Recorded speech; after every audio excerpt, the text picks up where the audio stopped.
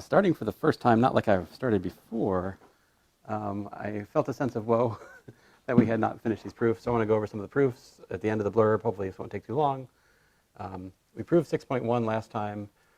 Theorem 9.2 was next. A prime integer is composite in the Gaussian integers, if and only if it can be written as a sum of squares, right? So here's the proof of that. All right, here's the proof. So let's let, so the forward direction is pretty easy, right? If P is composite, I don't know if it's easy or not. Let's see here.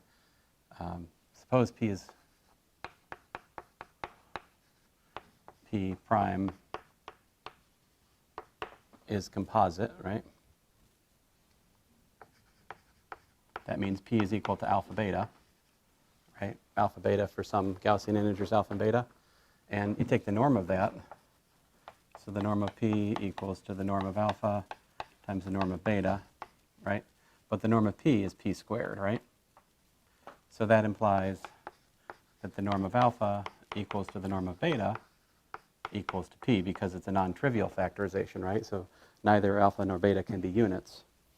So what does that mean? The norm of each factor in the composite is, well, it's prime. So that does mean that the factors are primes. I guess that's not part of this theorem, all right? But I'm just saying that's there if we wanted to. And what we're trying to prove? All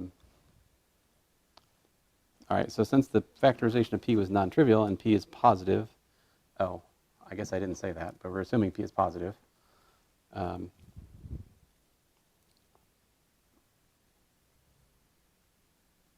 Okay, so then, right, alpha equal to A plus IB. I was so close to it, I just couldn't see it.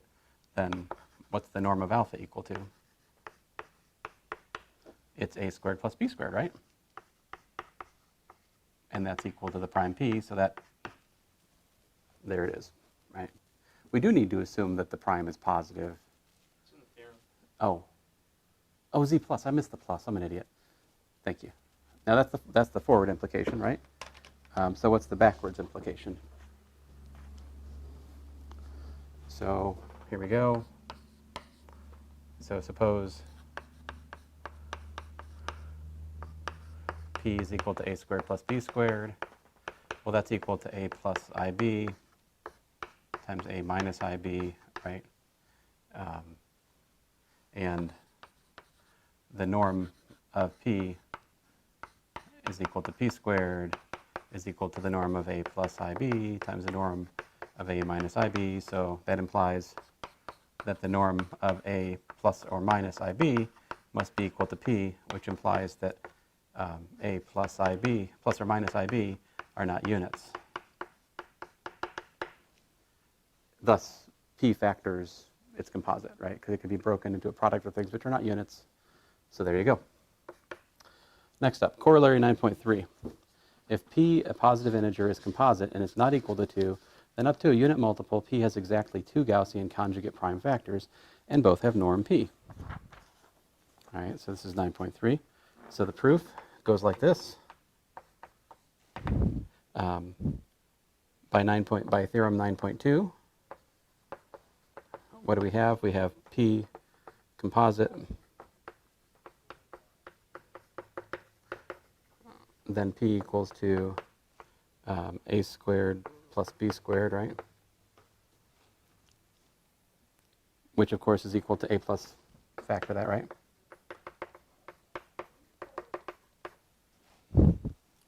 For some A, B in the integers, and since these both have prime norm, right? I'm not going to do the calculation again. We've already done it twice, right? Both prime norm, because we can take the norm of it and get the norm of this times that is the norm of that, which is P squared. So those both have prime norm, P, right? So then what? So they're prime, right? And then the question is, could they be unit multiples?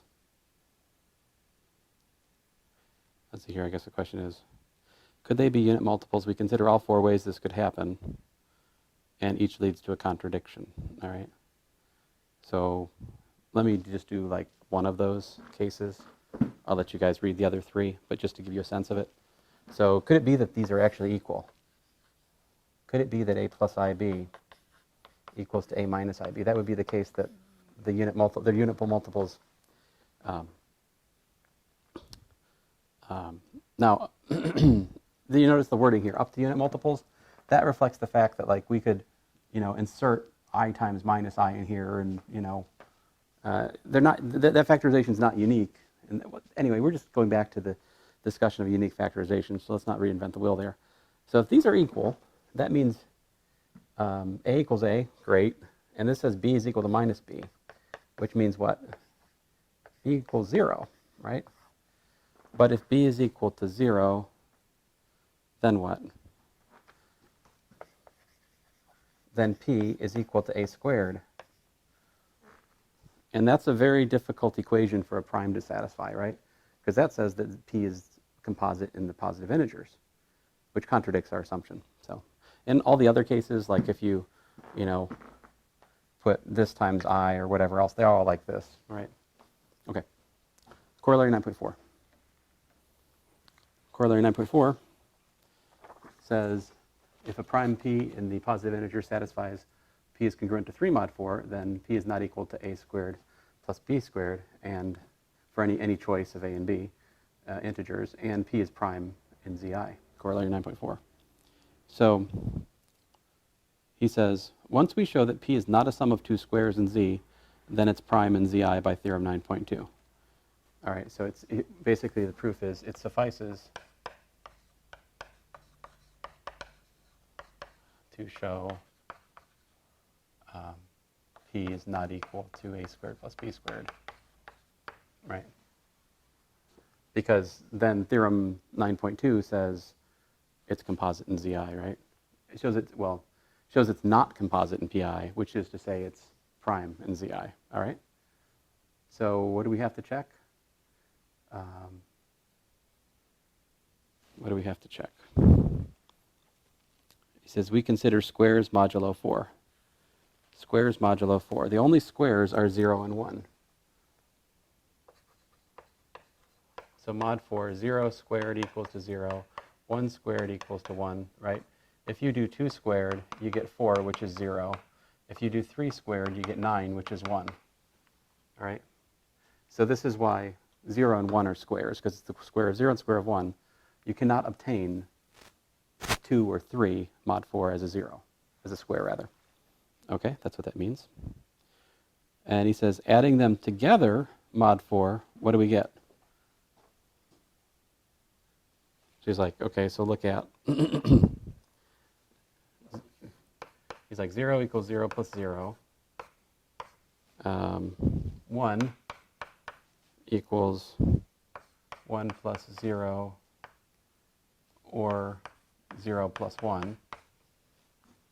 And 2 equals to 1 plus 1. Like, that's the only way, right? So what does that show? That shows that you can't add squares together, mod 3, and get 3. So if p is congruent to mod 3 mod 4, there's no way that that can be the sum of a squared plus b squared, because we can look at that Diophantine equation and reduce it mod 4, and we can see that there is no way to get a solution to this. Well, anyway, there's that one. Now, theorem 9.6 is really the main event here. This one takes a little bit more.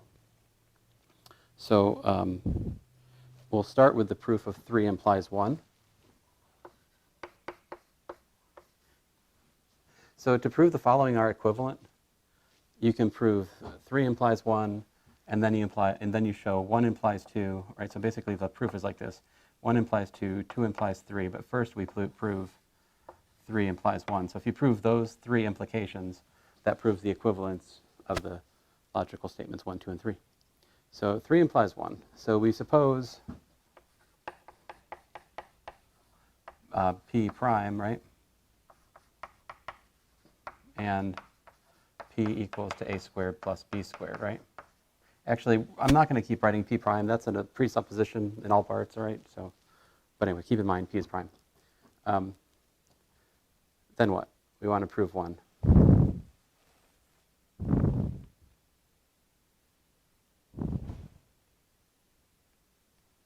Wait a minute. Oh, man. I thought this was 3 implies 1. I'm wrong. He's got 1, 2. He actually is doing 2 implies 1 here. And 1 implies 2. Hey. I'm sorry, Audric. I misread this. Well, sorry. I thought I understood his overall logic. I obviously did not. So he says 1 implies 2, actually. This is the paragraph before the theorem, all right? So 1 implies 2. We assume what? P equal to 2, or P is equal to 1, not 4. Right. So then what do we're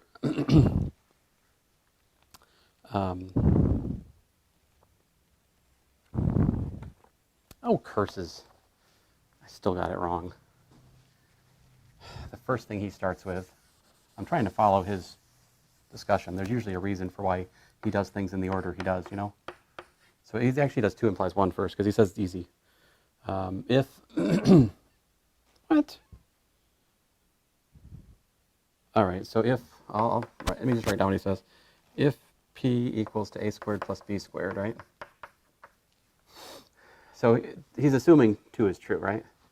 So he says if p is equal to a squared plus b squared for some a b, then p mod 4 is a sum of 2 squares, but the squares mod 4 are 0 and 1. So a sum of squares mod 4 could be 0, 1, or 2. Therefore, p is equal to 0, 1, or 2 mod 4, and the first choice is impossible, and the third only happens for p equals to 2. This argument may look familiar. You met it already in the proof of the previous corollary. So essentially, by the same proof we just went through, so this is equal to congruent to 0, 1, or 2 mod 4, right? So we're trying to do, so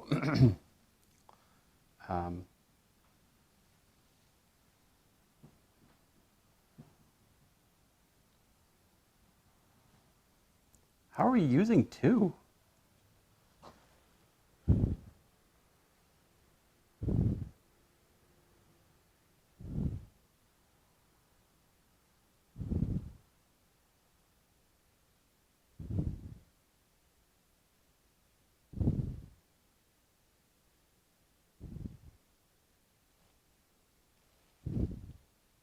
No, this is not. There's a typo in his paper. It is 3 implies 1. Ah! Dang it. Look, that's 3 implies 1, isn't it? Yeah. So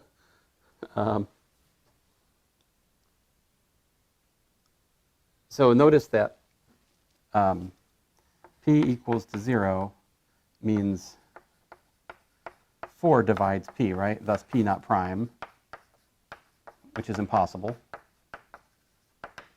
On the other hand, p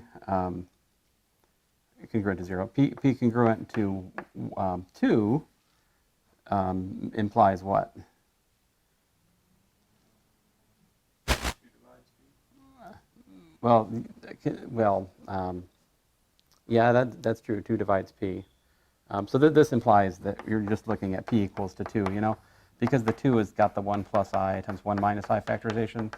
Those are the guys that have norm 2. But anyway, so that's the other case. P equals 2. That's the not congruent to 1, but congruent to 2 case here. And then, of course, p congruent to 1, that implies that, you know, p is equal to a squared.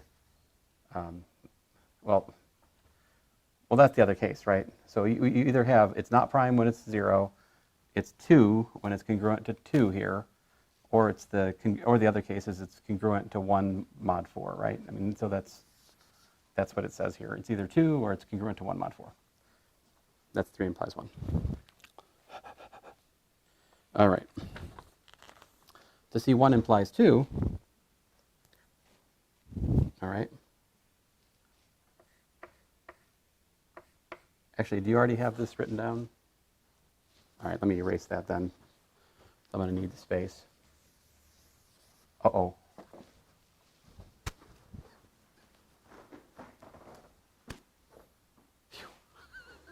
Let me just back out a bit here.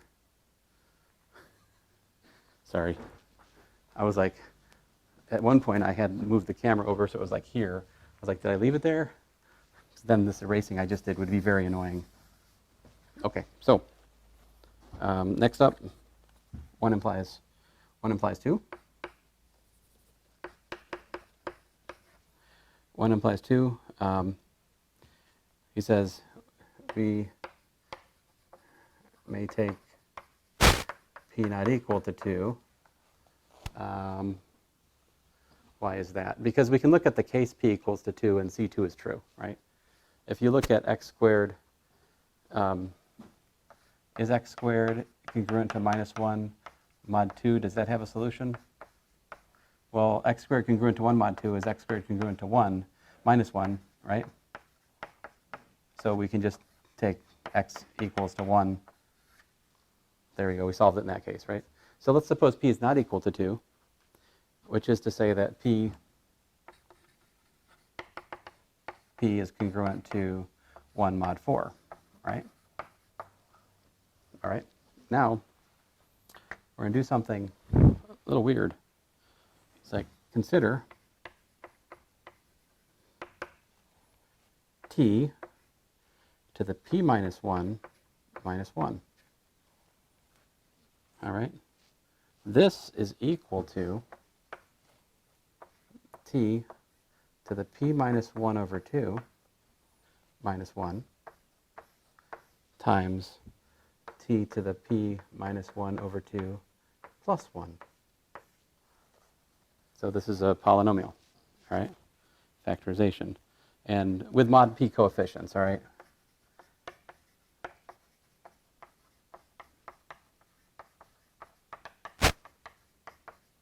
He wants to think of it with mod p coefficients, all right? He says, we're going to count the roots of these polynomials modulo p. He says, recall that a polynomial of degree d has no more than d roots mod p, all right? That is not something we've proved, but it's something you could prove. So there is a theorem that, much like the case we have for factoring, you know, a real polynomial, if you have degree n, you can't have more than n roots, right? Same thing happens mod p. Okay? Now, Fermat's little theorem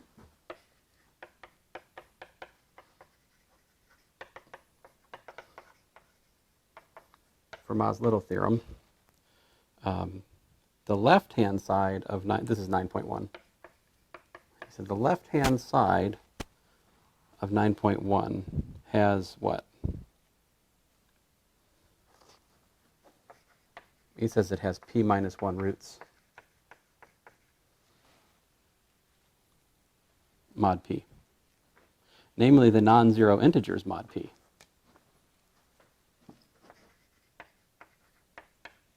All right.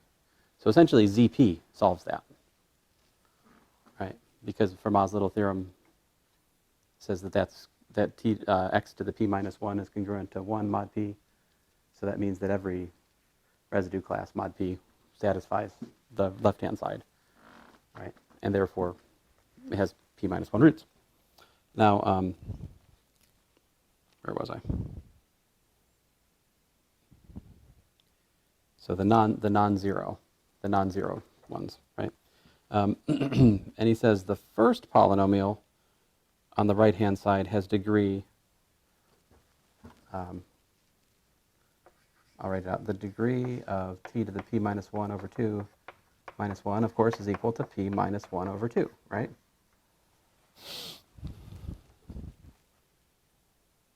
And so that means it has what? At most what?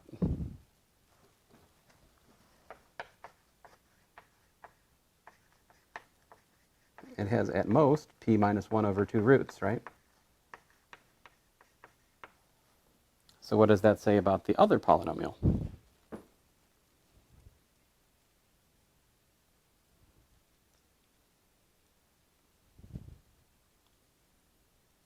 If that has at most p minus 1 over 2 roots, it must be that the other polynomial, which I'll underline in red here, has what? It has, well, it has a root, right? It has at least one. All right. So t to the p minus 1 over 2 plus 1 must have roots mod p.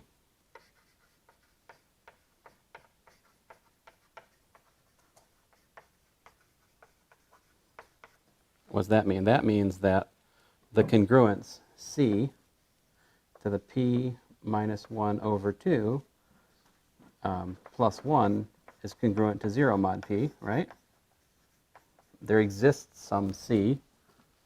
What does that say? Well, that says the congruence. Well, I'm almost there.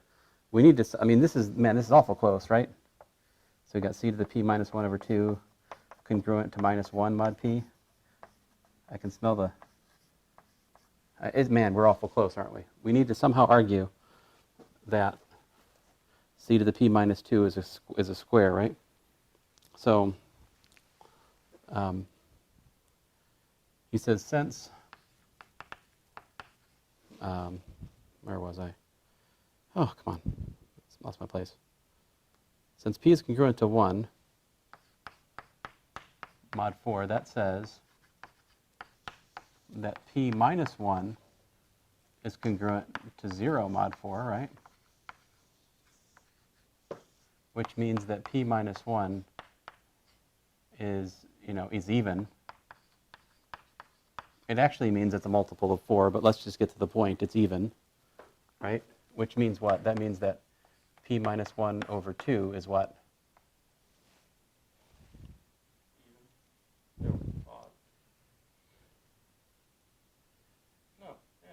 Yeah, actually we can, so let me just stop this. I'm like stop like following him for a second here because I think it's just easier to write it out. So what does it mean? We've got p is equal to 4k plus 1, right? For some k in z, right?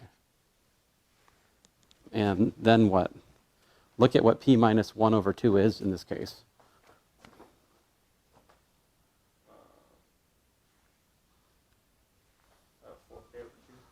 Right, which is 2k.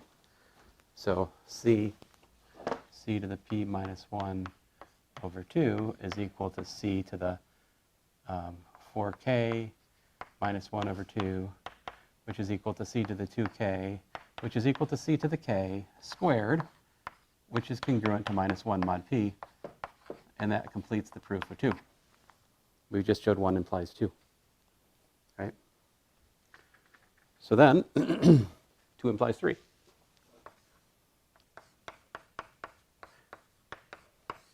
By the way, the thing we just did is the thing that replaces Wilson's theorem.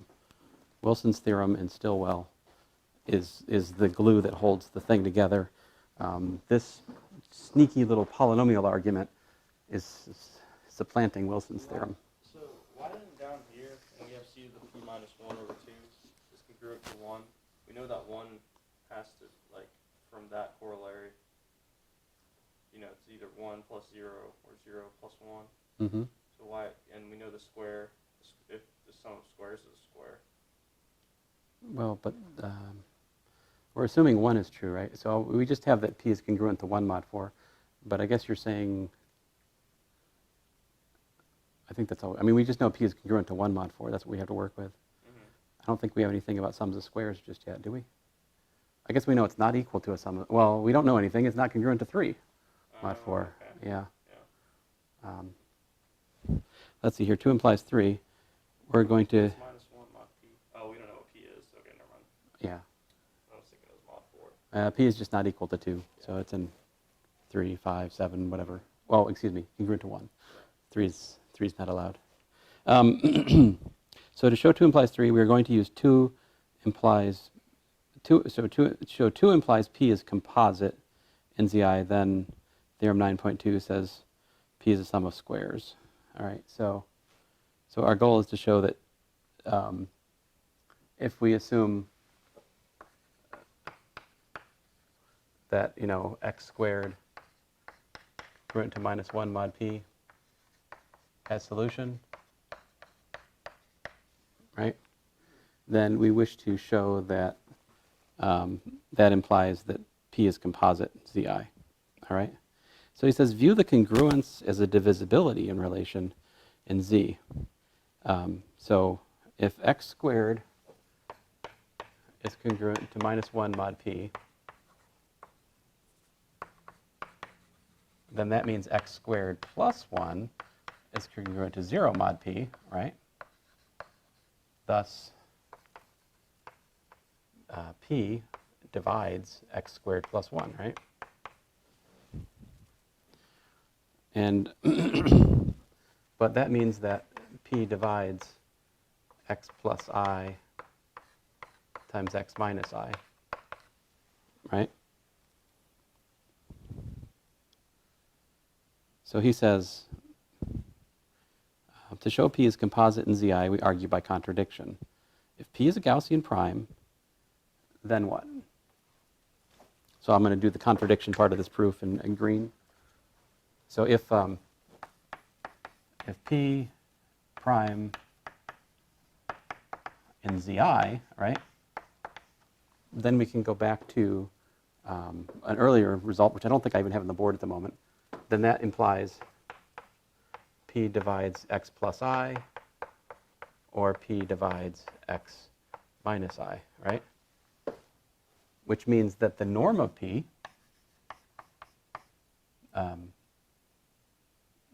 must divide the norm of x plus I, right? Or the norm of P must divide the norm of x plus I, right? But what's the norm of P? The norm of P is P squared, right? So either you got P squared divides the norm of x plus I, or P squared divides the norm of x minus I. I somehow have them both plus. Dummy. I wanted 1 minus, 1 plus anyway. I should have just done plus or minus. Why am I writing all this out? What does that mean? That means that the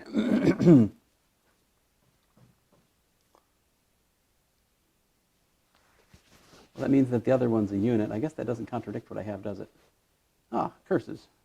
Well, this is not the argument. I guess I should read the notes, huh? My bad. Therefore, some Gaussian integer m plus ni satisfies P times m plus ni equals to x plus... Oh, man, I'm sorry.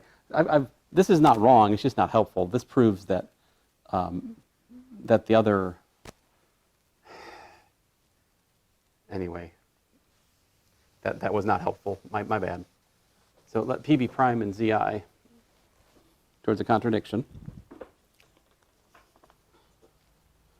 Oh,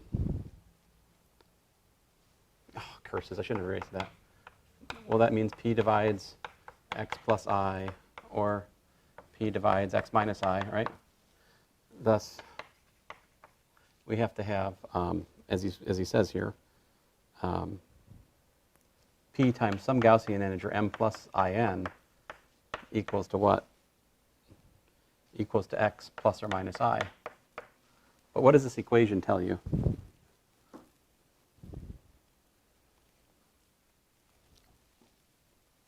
P divides. Well, it tells us two things. It tells us Pm equals to x, but it also tells us that Pn is equal to plus or minus 1.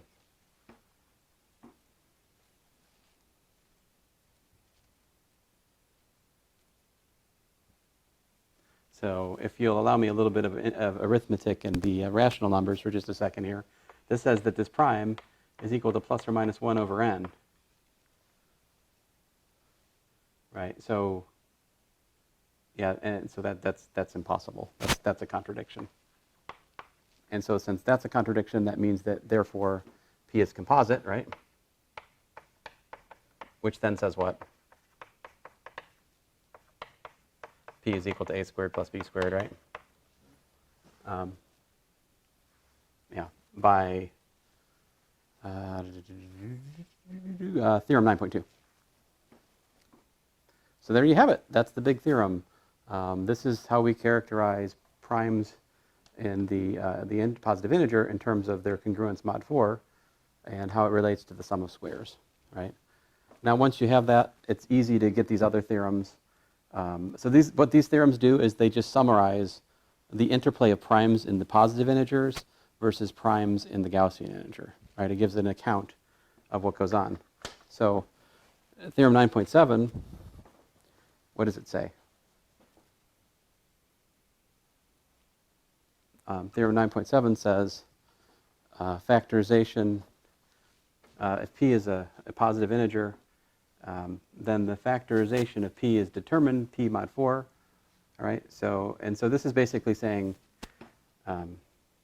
if you have a prime integer, it's either 2, which is composite in the Gaussian integer, right? Or it's congruent to 1 mod 4, which means it's the product of a Gaussian prime and its conjugate prime, right? These are not unit multiples. And the other possibility is P is congruent to 3 mod 4, and then P is also still a prime. As we talked about, 3 is still prime in the Gaussian integer. Then theorem 9.9 says every prime in the Gaussian integer is a unit multiple of one of the following primes. It's either a multiple of 1 plus I, right? That we know earlier on, like day 1, we proved that those kind of Gaussian integers have norm, which is even. Even norm Gaussian integers, multiples of 1 plus I. Or it's a product of a prime which has norm prime, which is congruent to 1 mod 4. That's it. That's what primes look like in the Gaussian integer. There's nothing else. And then theorem 9.10 I showcased at the end of last class, which says that any integer greater than 1 is a sum of 2 squares exactly when any prime factor which is congruent to 3 mod 4 has even multiplicity. So there, now I almost feel like I've done justice to this blurb. Not really. Can I erase? On that side, yeah. Yeah. There's one other thing, one passing comment. I was really kind of muddled. Yes, I was really not thinking very clearly when I tried to show you guys how to do your homework yesterday. So here's the thing. If you have a number, let's say n, which is equal to the product of, say, alpha, alpha bar, beta, beta bar, right? So if you form it by the product of two,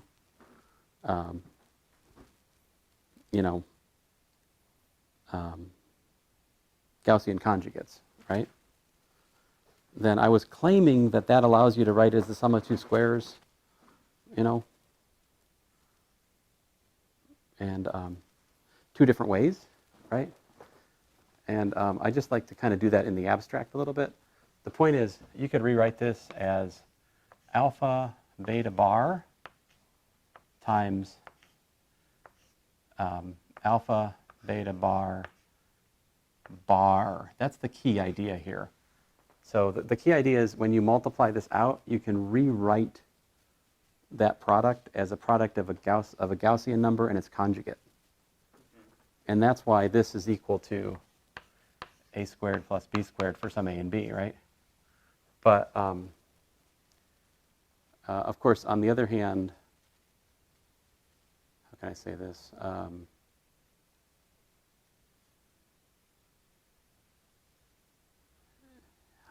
What's the other way to go?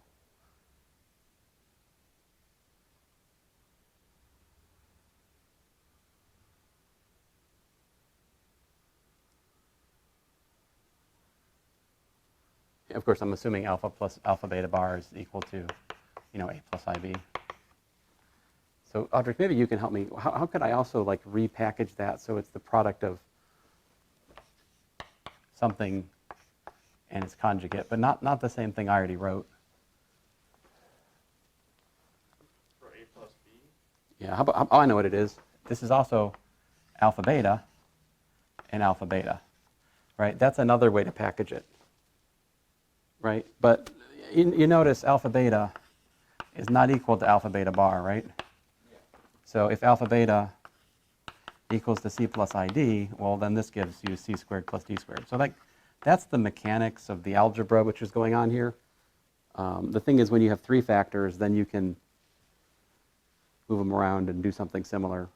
But that's the pattern here. It was not an accident when we calculated that we found the product of the two numbers was a number and its conjugate. Like, that has to happen in order to rewrite it as a sum of squares. That's what we saw. So I'm going to stop the video here because that's the end of the blurb.